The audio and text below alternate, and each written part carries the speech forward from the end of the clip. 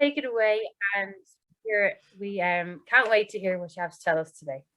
Awesome. Thank you so much, Chloe. So, guys, delighted to be here with you today.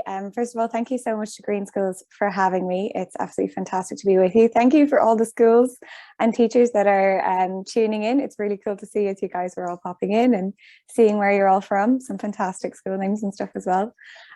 So I guess I want to just kind of bring it back to the start. So you guys have an amazing array of things going on over the week. I know you've, I think, already talked to the guys from the Seal Sanctuary, and you'll be talking to the guys from the Irish Whale and Dolphin group, who I do a bit of work with myself. But I guess I even just want to go right back to the beginning. When I was in primary school, when I was younger, where did this fascination come from? Why did I end up studying marine science? So I would have always lived by the coast when I was little, in places like just right on the quay in Kinvara, or down near the water in Bray. And I think just that constant daily interaction with the ocean, you know, swimming or even just going for walks with my family, and kind of, you know, looking at shells, picking up rocks, like just really engaging with the ocean, was just a really important part of my childhood. And then when I was a teenager, I started surfing on the West Coast in Sligo when my dad moved over there himself. So that again was just that chance to get really, really immersed in the water. And I think it'll be something that I'll chat about as we go on, but actually getting in the water, or, you know, going to the beach, that's how you really foster that love of the ocean. And then also, I guess, the feeling of wanting to protect it. So it was kind of surfing as a teenager, spending all that time outdoors, that made me think, okay, is there a way I could study this or work in this? You know, I absolutely loved being in school, but I also really, really liked being outdoors and playing lots of sports. So I was trying to think of what could I go and study that would allow me to have that kind of hands-on practical work, still be out in nature, maybe also do something useful for nature, but also still have a job at the same time. So normally I don't go into my kind of college background or anything as much when I'm giving talks, but seeing as this is still all ahead of you guys and maybe something you might be interested in the future, it's definitely something I want to chat about. I think the first really interesting thing that for you guys, when you'll be going into secondary school, is that they've just announced that environmental studies is actually going to become a proper subject. So no longer just be something small that's maybe touched on in like biological sciences or something like that. It's what I did in college, what I waited so many years to look at, is something that you're going to be able to do maybe in the next few years. So I think that's just something that's really, really exciting, and so cool to see that the government is going to be doing that. So what I did then when I finished secondary school, first of all, I'd say, even just thinking about the subjects that you might take in school, when you're going into kind of secondary school, one of the things I think is really important, especially if you are passionate about the environment or interested in doing a job like what I do, is that you actually pick, you know, what you really love. And I think at the time when I was in school, it was kind of like seen as like the clever subject or the clever science to take was physics. So a lot of us took physics, but maybe didn't actually have the passion for it. Whereas in retrospect, doing the work that I do now, it would have made so much more sense to do chemistry and biology, because that's what I kind of use day to day in my work, and something that I kind of had to learn from scratch then in college.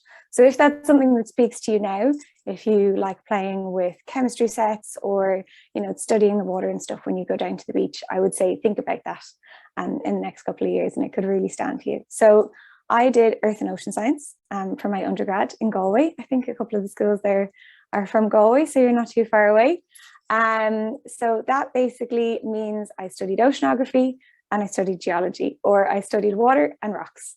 And from the rock point of view, myself and Chloe were talking about the megalodon there earlier, is everything from the actual geological formations themselves, which is really, really interesting, into you know, things like the history of the world, the history of all the different species and animals that we get to see on land and in the ocean today. Really, really fascinating stuff to look at.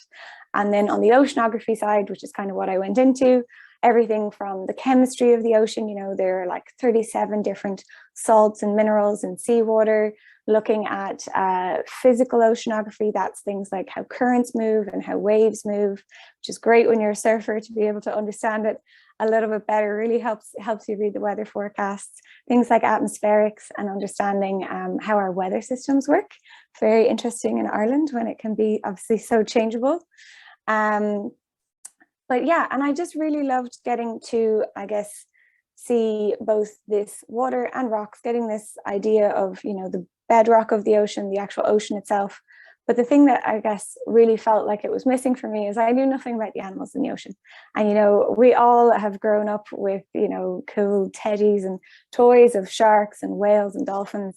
And maybe you guys even have gone down to Kerry before and seen fungi or seen Dusty down in Clare. And that just felt like kind of the gap that was missing for me. I really wanted to understand more. So I went on to study marine biology for a master's down in Cork. I'm curious to know if there's any schools actually tuning in from Cork. So I was there in Cork City, and that, I guess, was where I felt I most learned how I could make a difference. So we were looking at all the different kind of species that were endangered and how we could help, and different projects that we could work on. One of my best friends when I was there, she did a lot of work with, you guys might like to look it up, it's called the Archelon project in Greece, and they are doing really cool, really hands-on things where they actually go and help nesting turtles to, when all the little turtles have hatched, to actually go back into the ocean. So really, really helping them to, I guess, proliferate and not to become endangered. So it was just really interesting to kind of do all these hands-on things. Around that time, I also learned to dive. And this may be something you guys might be getting interested in the next couple of years. So obviously I said when I was in secondary school, I love to surf. Anyone who's on the West Coast, or maybe Cork and Kerry as well, you guys might be getting into surfing, maybe even going on surf trips with schools, which is, I think, a really great way, again, to get into the ocean, but maybe also it'll kind of be your first foray into things like maybe doing beach cleans, getting to grips with things like issues like ocean plastics.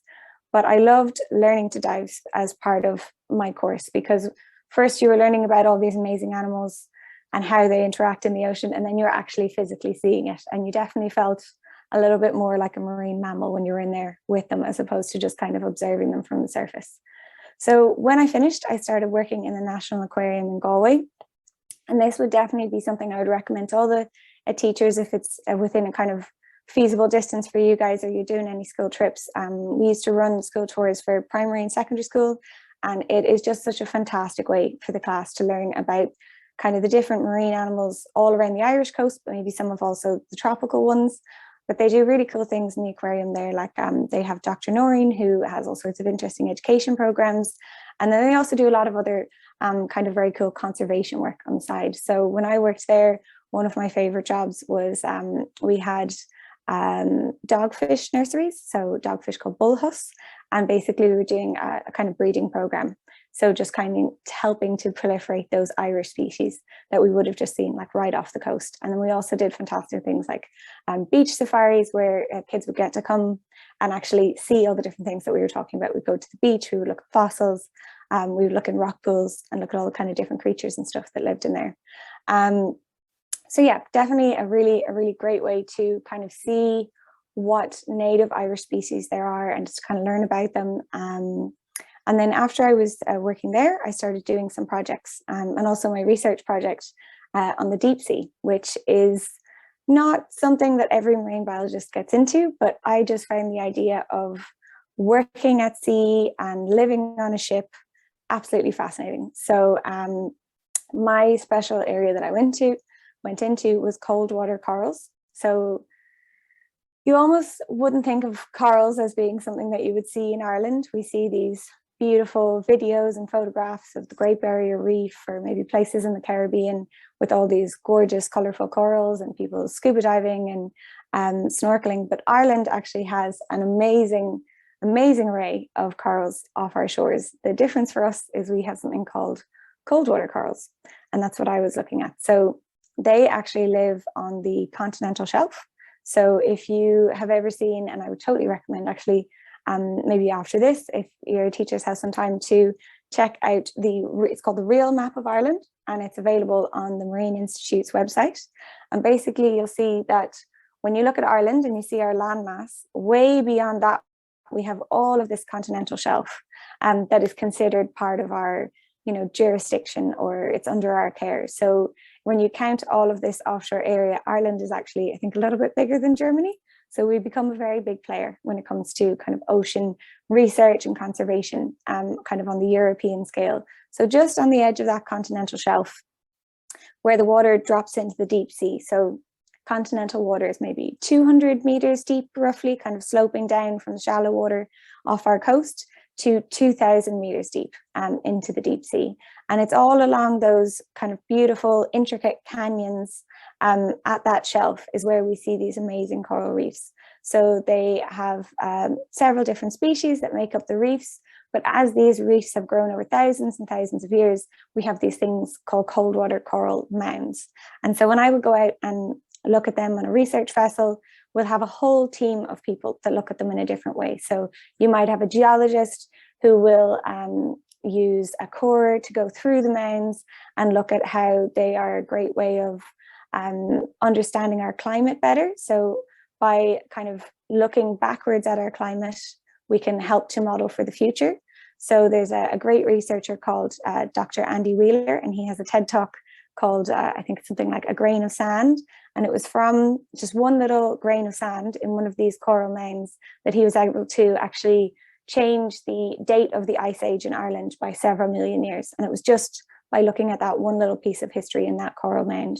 Then you'll have oceanographers who will look at the coral mounds kind of in terms of how currents change and move and work around the structures. And then people like myself who look at the biology of the mound. And I love looking at the different creatures that compose the coral reefs, but also all the things that live in it. So same as you would see in those kind of beautiful, very colorful reefs in Australia or something like that, we also see that our coral mounds are a nursery bed for all sorts of different amazing animals. Some commercial species, things like poor cod or ling, and then some things as well, just like deep sea sharks. So really, really fascinating environment.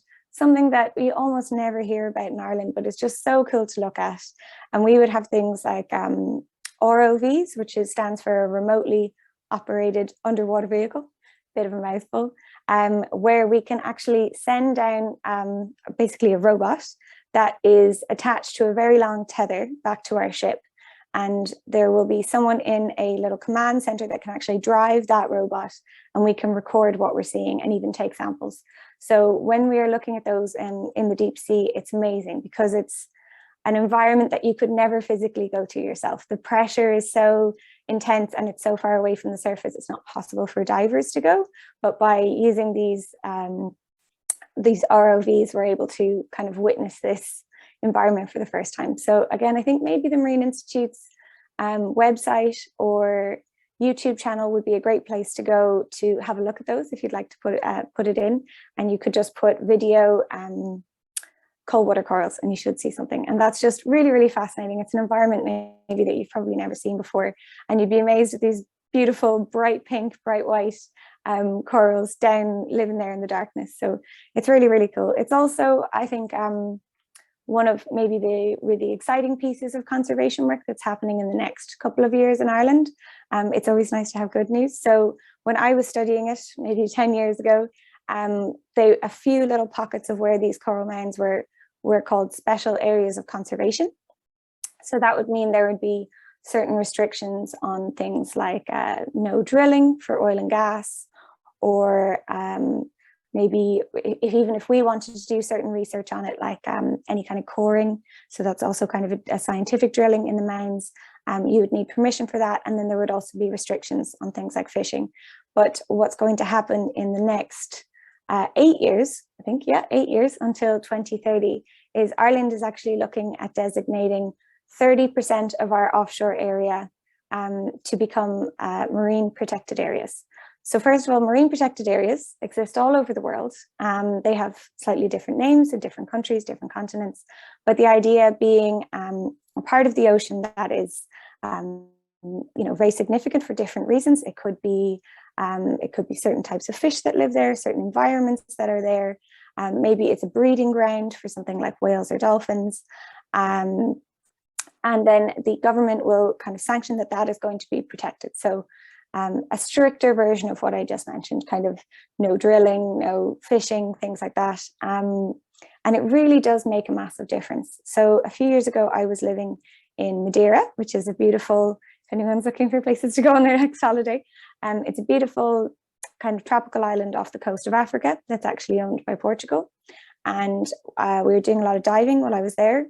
And it was absolutely fascinating that for some of the locations we would dive in an unrestricted area, so not particularly protected, and you would see some fish and you'd see some interesting features, maybe not that much. You'd be lucky kind of if you saw something on that day. And then the next day we would go and we would dive on a marine protected area, and just the abundance of life and kind of the level of recovery you would see would just be mind-blowing. It's just the difference of, you know, walking down an empty street versus walking through, you know, a city on Paddy's Day.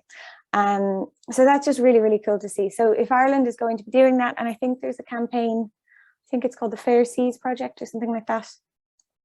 Can't remember it now off the top of my head.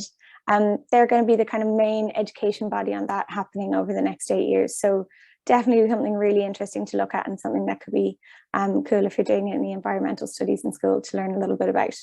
So I'm just going to take a quick drink of water, talking very quickly at you guys. So many interesting things to cover. So I guess the next thing that's you know, some of the research and work that I've done in the past, and I guess some of the cool and kind of positive things that are coming out of that in the next few years or already. So the other job that I do, and what I kind of talk about more regularly, is what I'm actually doing now. So I work as a marine mammal observer, or an MMO. You'll see in science and STEM that we love good acronym, because we love giving everything really long, awkward names. So I'll call it MMO from here on in. And basically what that means, again, this is kind of a wonderful thing that's come around in the last maybe 10 or 15 years, as we kind of get a better understanding of ocean conservation issues, and kind of what we need to do to mitigate them, or to look after them, is jobs like mine are being created. So basically what an MMO does is, if there is any kind of work that is going to put noise or marine noise pollution into the ocean, and that can be so many different things. That could be something like oil and gas exploration, laying the foundations for wind energy installations like wind farms and wind turbines. It could be something as simple as building a pier. You know, I work up in Killybegs in Donegal, but there's obviously a lot of deep water piers around Ireland. There's lots in Cork and Galway.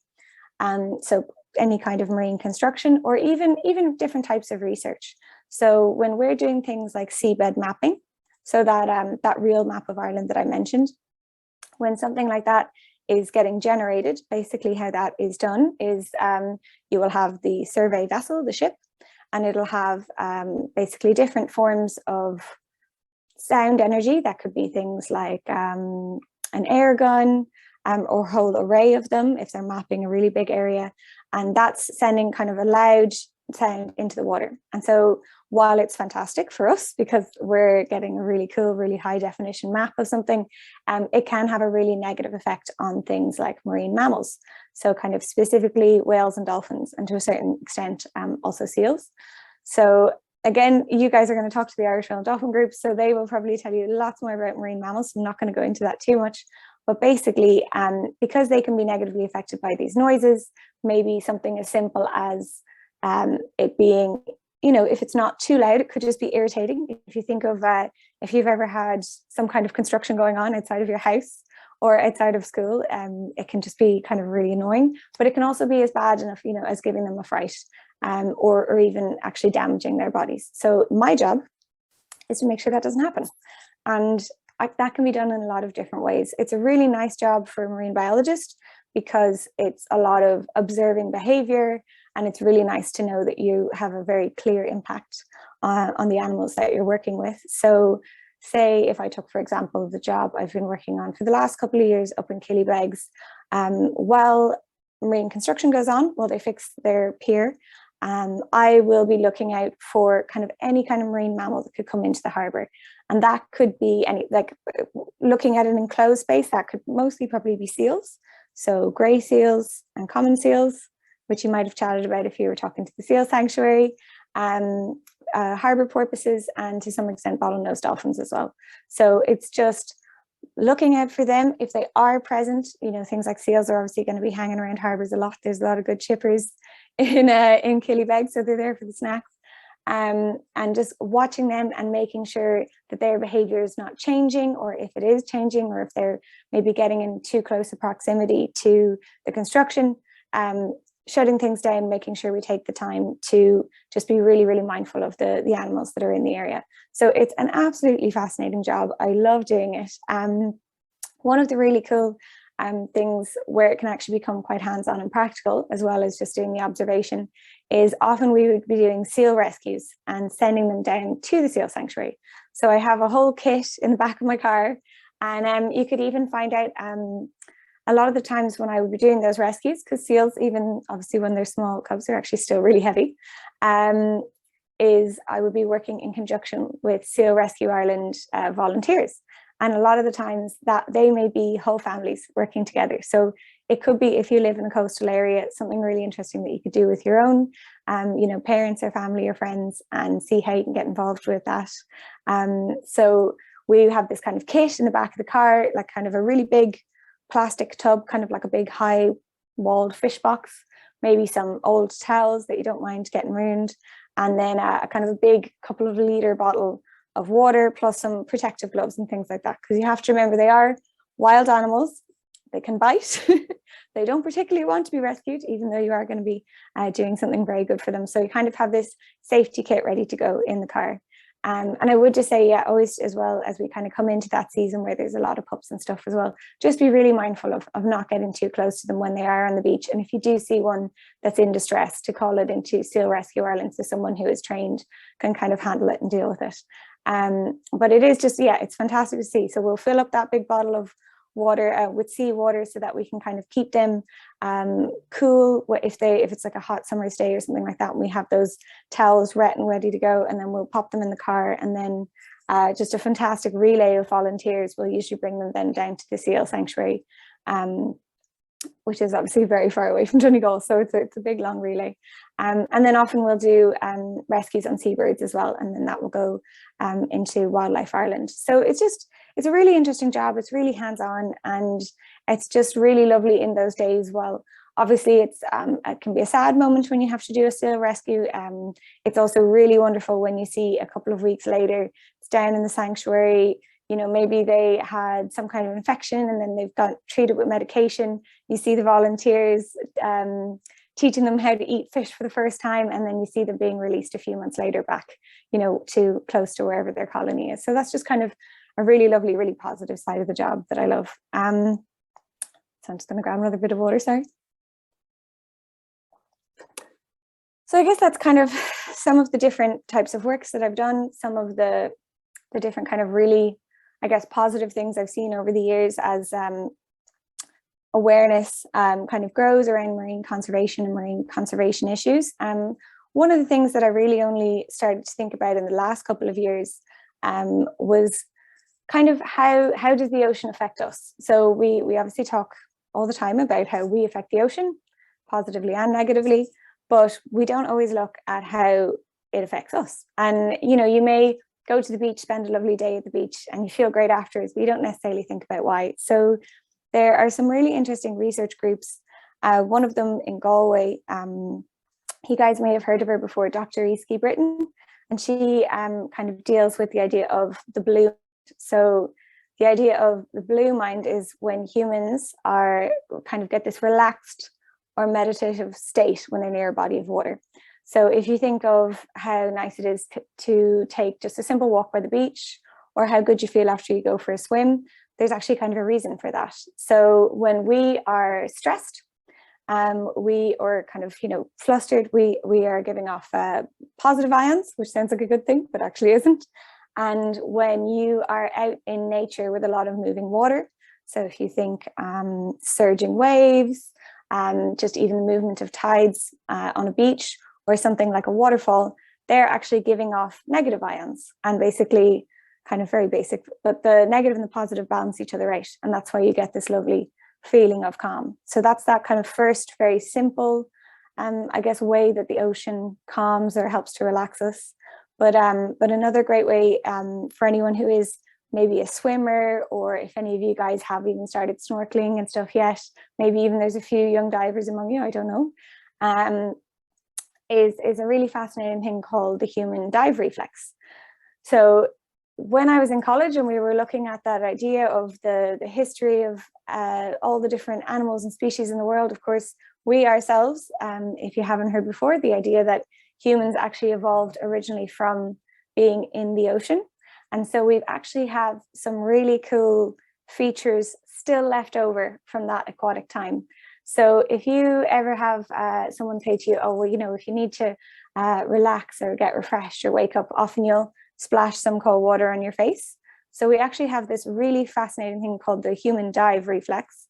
And what that is when our faces are submerged in water, and that actually sends a signal to your body to say, you know, I am now submerged in water, and a bunch of different physiological things happen. So the first one is that your heart rate actually slows down.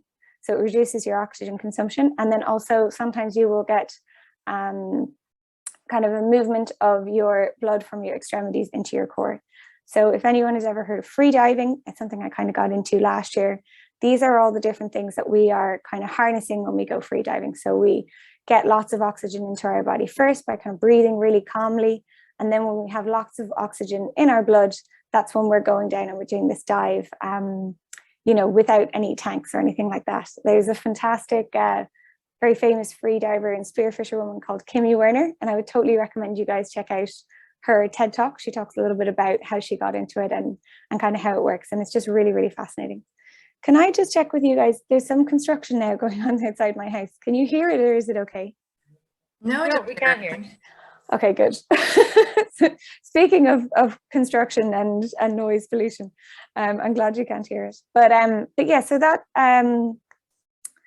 is definitely something really interesting to look at. I mean, and then on a more simple scale of just even doing, you know, some cold water swims or some sea swims, there's a fantastic movement by a surfer in the UK called Sophie Hellier that she started a few years ago called Rise Fierce, and that's just kind of looking at the positive effect of cold water swim or sea swimming on our health, all sorts of things about how it affects our immune system as well as our mood, which can be really cool to look at. And then a friend of mine actually has a charity up here in Donegal called Liquid Therapy, and they look at how they do kind of surf lessons or just kind of water interaction with young people who have maybe things like autism or on the autism spectrum, and how it can kind of has a positive effect on their life and with their families. So just really, really fascinating to learn not only what we can do for the ocean and how we interact with the ocean, but what it's actually doing for us as well.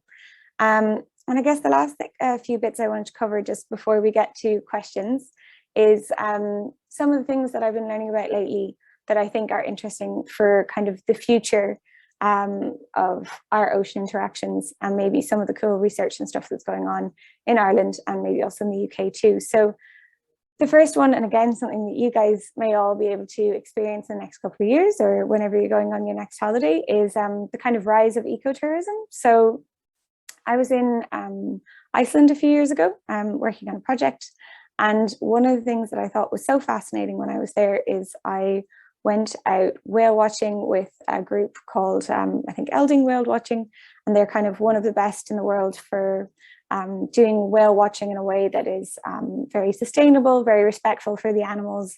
You know, they're very careful not to crowd out the pod or whatever. They always stay a good kind of distance away from any creatures that they're observing.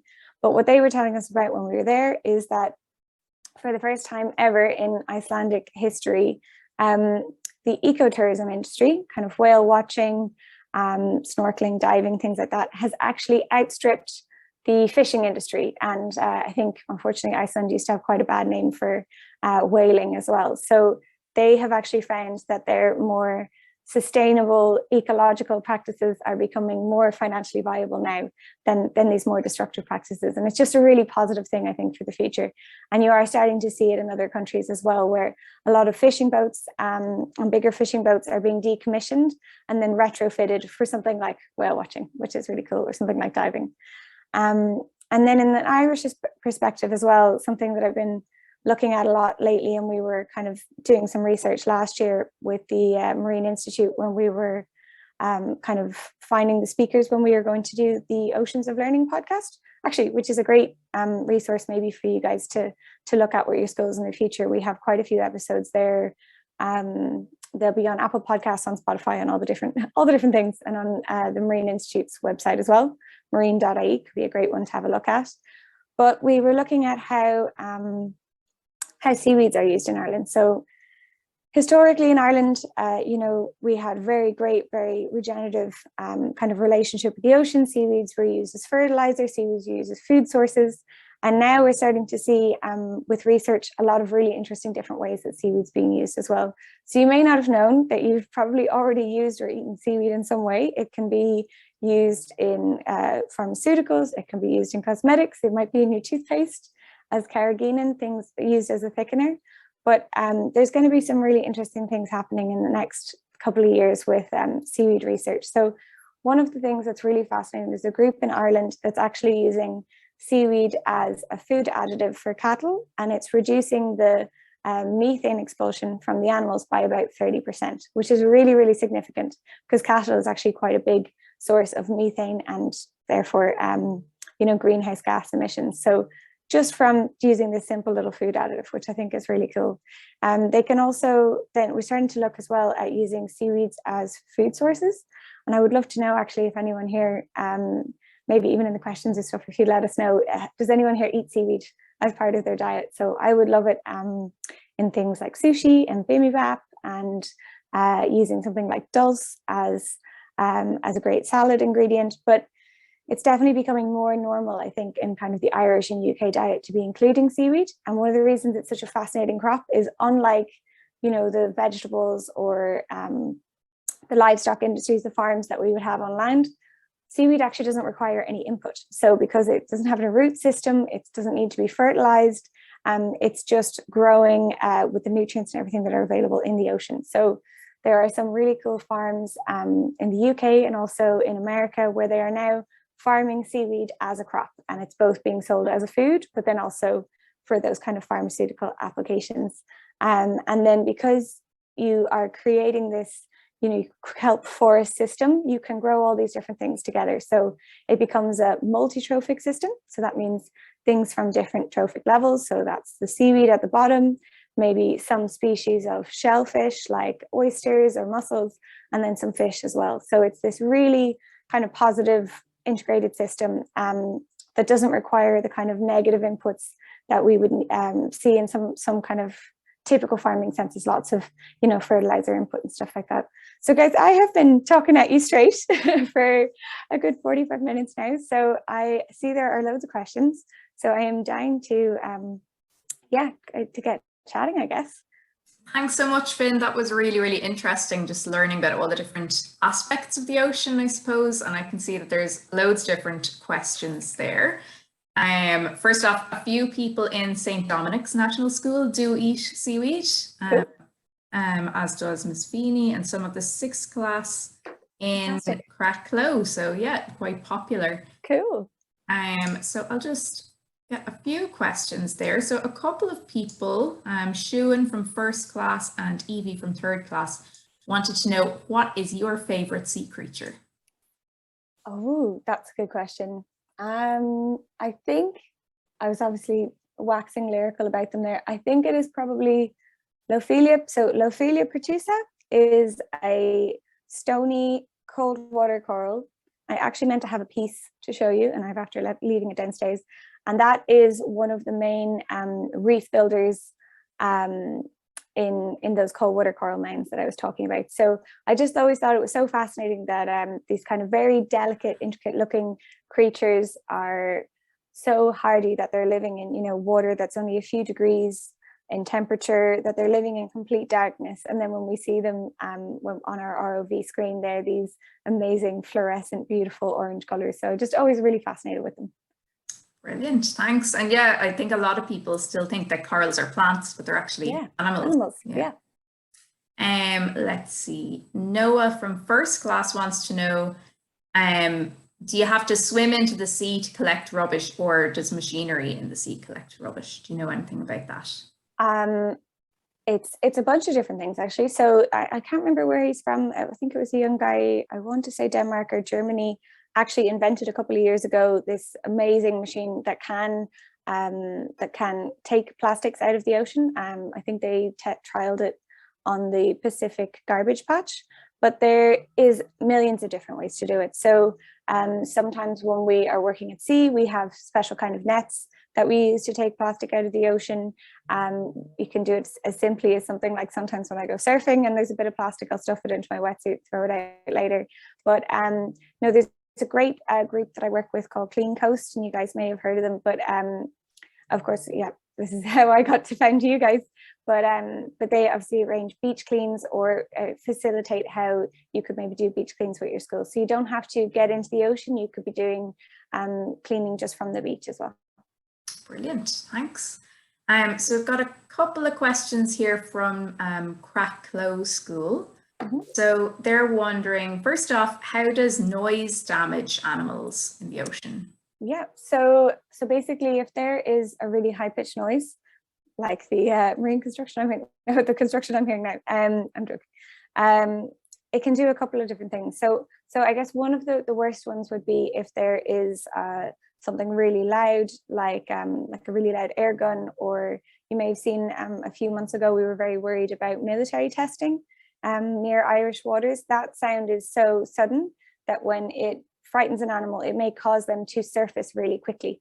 And basically what happens if they surface really, really quickly is nitrogen that is dissolved in their blood will turn into bubbles, and those bubbles can go to their brain, which unfortunately can kill them. So it's actually very similar to a diver getting the bends, and it's why we have to surface slowly when we dive. Okay. And then we have another question from the same school. What kind of animals live in the 30% of the ocean around Ireland that is a marine protected area?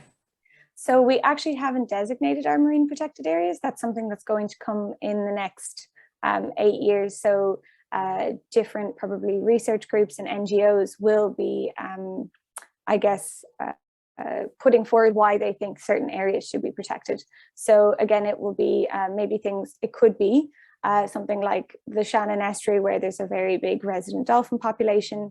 And I'm fairly certain it's definitely going to be any area that was already a special area of conservation, like the coral mounds that I was talking of. So it'll be areas with unusual or endangered species, and maybe nursing areas as well.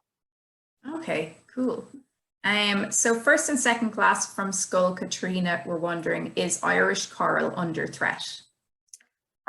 Yes, unfortunately it is.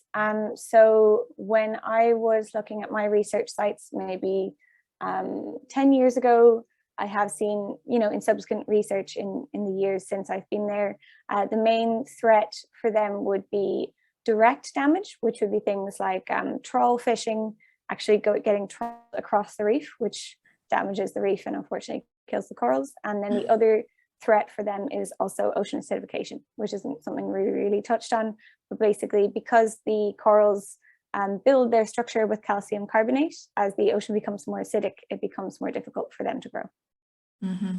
Okay, yeah, so a lot of different kind of threats there that we need to keep on. Senan in first class is wondering, do you enjoy being a marine biologist, and what's your favorite thing about it?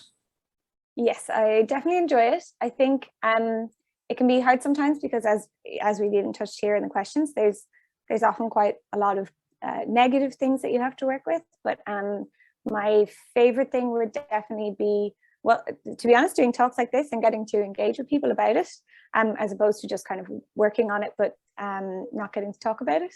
And then also something like doing a seal rescue, because you can see such a tangible, positive impact. Yeah, very rewarding, I'm sure. Yeah, definitely. And then a couple of people, Alison, second class, has asked, what age were you when you first started diving? I was 20 at the time, so I would have been just doing snorkeling and things like that when I was younger. And to be honest, that's mostly just kind of because diving is a little bit cost prohibitive. I definitely would have liked to have done it younger. I think you can do it definitely from 16 and possibly even 12 with certain kind of restrictions on it. Mm-hmm. Yeah, I think Paddy have a the young diver. Young divers. Yeah. Let's see. So Luke in sixth class in Ransborough National School wants to know, what was your favorite project that you worked on and why? Oh, that's a hard one. So like I said, obviously like working on the Marine Mammal Observer projects, but they tend to be quite similar. I worked on a research vessel in the UK called the Discovery, which comes from quite a famous line of research ships, and that was really enjoyable because I was there as the Irish observer, which just means because the UK vessel went into Irish waters, I just had to watch what they were up to. And because it was such an interdisciplinary cruise, I got to work with everyone. So I got to do geological coring, but I also got to do biological sampling, and then worked on chemical oceanography as well. So I think that was probably my favorite because of the mix. Mm-hmm. Maya from Rathfarnham Educate Together wants to know, have you ever seen a turtle in the wild?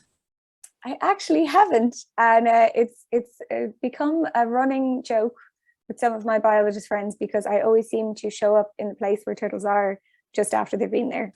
And I'm pretty sure I was in one bay on Tenerife and the turtles were on the other, and then when we would swim across, we would swap. So hopefully soon. Okay. Max in Rathfarnham Educate Together wants to know, have you ever seen a blue whale? I haven't. That would also be amazing. Those are pretty hard to see, I think. Those are pretty hard to see, but if you do want to see some fabulous footage of different whale species off the coast of Ireland, I would definitely recommend checking out any of Ken O'Sullivan's films. I think they are available on RT Player. Mm-hmm. Brilliant. And this is going to be our last question. So it's Oisin from Rathfarnham again. And he wants to know, what's the strangest sea creature you've ever seen? Oh God, that's a great question. I've never thought about what was strange or not strange. I think the strangest sea creature I have ever heard of, but not personally seen, just in terms of the bizarreness of how its body functions, is probably a sea hag. So you guys should go and check that out. But I'm trying to think of what I've seen personally. I don't know. That's a great question, but I'm stumped. I can't think of anything that I've looked at and gone, oh, that's odd. Yeah. That's wonderful stuff out there. Yeah, a lot of very cool stuff. If there's any other ones there that you have, sorry about that. No, you're okay. It's hard to think of something on the spot when you get a question like that. Let's see. Okay, I'll do one or two more.